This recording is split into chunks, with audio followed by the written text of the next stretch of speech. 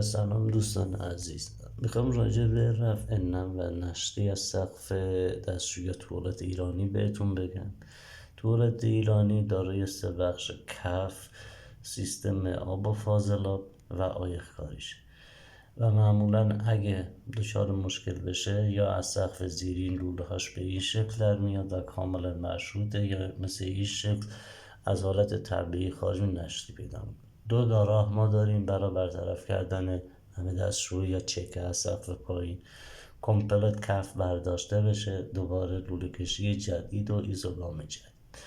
ضمن اگه بخواید بفهمید که این سرویس شما آب میده، کافیه روی سقف یا دیوارا نگاه کنید ببینید سوراخ یا درزی هست یا نه.